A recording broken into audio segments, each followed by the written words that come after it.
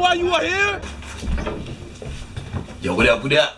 It's your man, Big Brandon Carter. A lot of people ask me, what do you do when you don't want to work out? Or you don't feel like eating right today? Or you're just not into it one day? How do you push through that? How do you push through those barriers? Like, it happens to me too. Sometimes I wake up and I just don't feel like working out. But that is the most important time to work out. There's never a more important time to work out than that time. It's easy to work out when you're fired up and you're ready to go, you know, full of energy. But it's hard to work out when you really don't feel like it, when you're tired, where you just had the kind of day or whatever the case may be, you just don't feel like working out. That's the most important time to go. Because here's the thing, my father once told me when I was young, and I never forgot this. It was one of the most important things he ever said to me was, once you start to quit, it becomes easier to quit. Then everything you do it has the potential to become a habit. When you do anything once, it's easier to do that thing another time. And the reasons why is what's called neural pathways. When you do something, like if I grab this fucking thing over here, right? I grabbed that, there was a neural path, it built a neural pathway in my mind. And if I do it over and over again, it'll become like second nature. The more I do it, the easier it is to do it in the future. It's like that with everything, you know, like when the neural pathways build in your head, in your brain, these things become habit. Those of you who've read my book suggestions, Willpower or The Power of Habit, those books go into great detail about how neural pathways are built in the brain. For example, you've all had the experience where you're driving home or you're driving somewhere that you go to every day, right? And you kind of just zone off. And then you're not even paying attention to the road, and then you kind of just get to your destination, and you're like, "Fuck, how did I get here? I didn't even realize that happened." Well, that comes from doing it so much that the neural pathways are so strong that you can do it without thinking. You can literally do it without thinking. All right, and these are how habits are born. The stronger the neural pathways are, the easier it is to do, and the less you have to think about it. So, going to the gym is that same way, right? Like, it's hard for everybody. It's hard for everybody when they first start. Nobody likes it initially, but you do it over and over again, you start to build the neural pathways. All right, and then going to the gym becomes easier, and it gets to the point where it's just an automatic thing. You just go to the gym, and it's rare. Like me, I've been working out for so long, it's rare that I feel like this, but sometimes I don't feel like going to the gym. And for me, that's the most important time to go. Because if I don't go when I don't feel like it, then I will build the neural pathway in my head that says, hey, when you don't feel like it, don't go to the gym. And then next time I don't feel like it's going to be even easier to not go.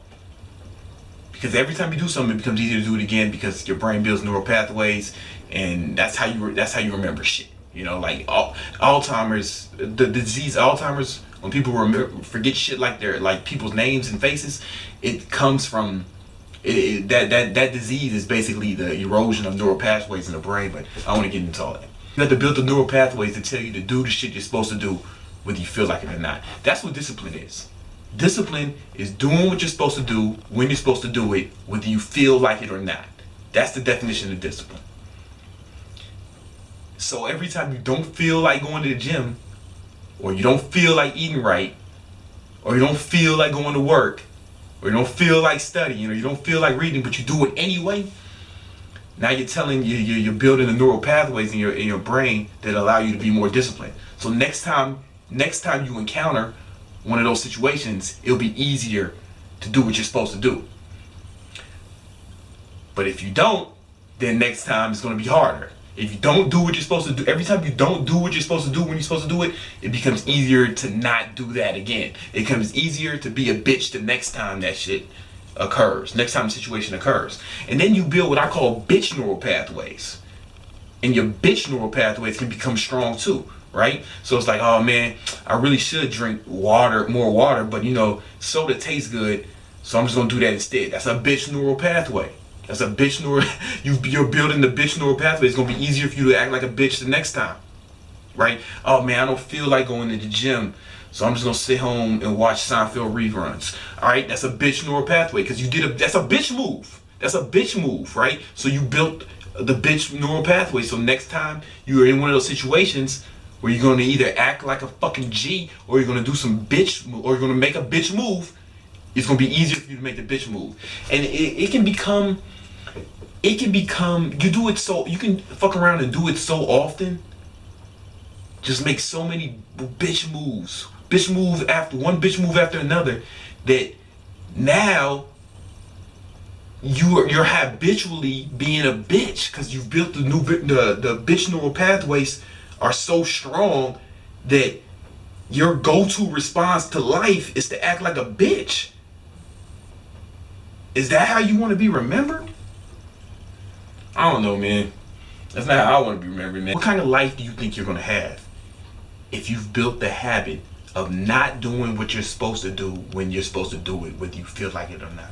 What kind of life do you think you're going to have? What kind of results do you think that's going to produce? Right? Whether you succeed or fail in life is a lot. It's not, people like to blame the government, people like to blame their family, people like to blame all sorts of outside influence. But really, your life, for the most part, more than anything, is a result of what you do, of your actions. You know, it's more in here than out there. It's more cause and effect than anything. I mean, sure, there are examples. There are examples where outside events can, you know, things can go crazy, your life can go haywire, but you can't control outside events. You cannot control outside events. You cannot control other people. You can control one thing, and that is yourself. That's really the only thing you have control over is yourself. But if you're built the habit of being a bitch, of not doing what you're supposed to do when you're supposed to do it, whether you feel like it or not, are you really in control of yourself? Right? Now you're in control of nothing. Right? Because you can't control the outside. You can't control outside events. You can't control other people. And you can't even control your motherfucking self. What kind of life do you think you have if you have no control over anything? You need to be in the habit of controlling the one thing that is in your control, and that's yourself. And you do that by building the habit of doing what you're supposed to do when you're supposed to do it, whether you want to or not. And that's my favorite thing about fitness. Because you have to do what you're supposed to do when you're supposed to do it, whether you feel like it or not, to accomplish your fitness goals. And that discipline, those habits, start to translate into other areas of your life. Most of the people who I know who have built great bodies, they weren't just genetically blessed. They did it through building a lot of discipline. And almost always that discipline has translated into other areas of their lives, right? Business, work, family, you know what I'm saying, friends, love life. They're usually successful in other areas of life as well. Why? Because how you do anything is how you do everything. You'll rarely find a person who's just disciplined in one thing, right? When you build discipline in one thing, you usually build discipline accumulatively. It translates. Especially when you build discipline in physical exercise, right? Anyway, when you build a discipline in fitness discipline, because fitness discipline is usually the hardest because it's actually physical. Like you actually have to do something with your body and put yourself through a certain amount of pain. So then, if you can endure the pain in the gym, then of course you can endure the pain of studying a few hours for a test. Of course you can deal with paperwork at work, you know. That shit becomes easy because you've put yourself through so much torment in the gym that like other shit kind of becomes a lot easier. That's the most beautiful thing about fitness. So I say all that to say, when you don't feel like going to the gym, good. It's good you don't feel that. It's good you don't want to go to the gym. Because that gives you a chance to build up the neural pathways that are required for success. That gives you a chance to do what you're supposed to do when you don't feel like it. And every time you do that, you become stronger inside. Every time you do that, your determination becomes stronger. Every time you do that, your integrity, you increase the amount of integrity you have because now you're keeping the promises that you make to yourself. All right? Every time you do that, you've become more confident because now you believe in yourself. You do what you say you're going to do. You can't believe in yourself or be confident if you don't even do what you say you're going to do. If you don't even keep the promises you make to yourself, How could you how can anyone else have faith in you? How can anyone else be confident in you?